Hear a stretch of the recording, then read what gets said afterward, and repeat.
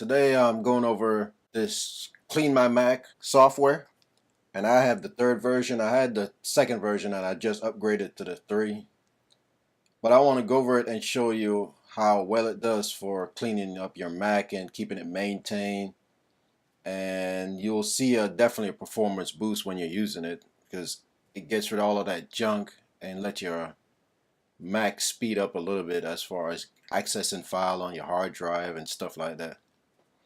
It also has a cool feature where it cleans up your memory usage, because sometimes you open files, they go in memory and they just sit there even after you close it. But with this program, you just one click and it cleans out all that unnecessary usage file that's in your memory. And I also want to point out that there's a Windows version of this software, and it pretty much works the same way. The menu system over here looks a little bit different when you are using it on the Windows, but it does the same cleaning up job as it does on the Mac. So I'm gonna start off with and I already ran the clean part of it. So first you want to do like a smart clean, which will go through the process of going through all of these for you one steps, or you can do the individual clean like system junk, photo junk, mail attachment, iTunes junk, trash bin, and large files. In the utility area, you got an uninstaller, which will go through and uninstall any program that you have installed on your Mac or Windows machine. And say, for instance, I want to uninstall this program right here. You click on it, and then you click the checkbox, and it will find all the necessary files that goes along with that program. So you don't have to go worry about it leaving any junk behind. It would do a complete installation, uninstalling. So next you got your maintenance, and this is more hardcore, deep into the program. You can run these and you won't have anything to worry about as far as your computer, because it's not gonna actually damage any files that's important to the system. It's gonna do its job. Move on to privacy, and then you got where you can remove all your browser tracing like history and anything that you've done on the internet as far as browsing to different websites and stuff like that. And also you can sweep your chat data if you need to do that, like in Skype, Messenger, stuff like that. Then you come down to the extensions, and then sometimes you have something installed on your computer that is installed in a particular program, like for instance, say Chrome. You got all these extensions that's built into Chrome, but maybe it's causing a problem or you just want to get rid of it. So you can just click on it and it will just get rid of that for you. And that's go for anything like internet plugin. You see you got Adobe Acrobat, QuickTime plugin, stuff like that you can get rid of. Then you have stuff that launch when you start up your computer. You have the option to enable and disable them if you don't want them to launch when your computer start, or you can actually remove them by just clicking the box and get rid of it completely. Same thing with login items. Every time you log in, these things start. So if I say I want to enable this one to start when I actually start my computer, it'll start up whenever you do.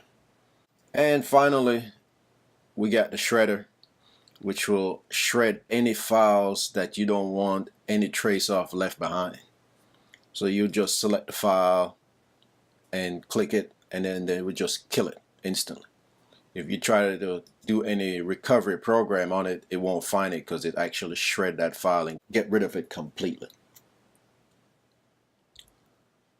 So like I said, this is my review on the Clean My Mac 3.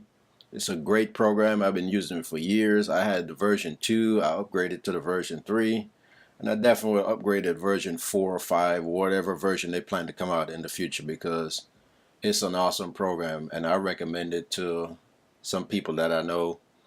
and I'm recommending it to you. And like I said, I'll just run a quick smart cleanup right now.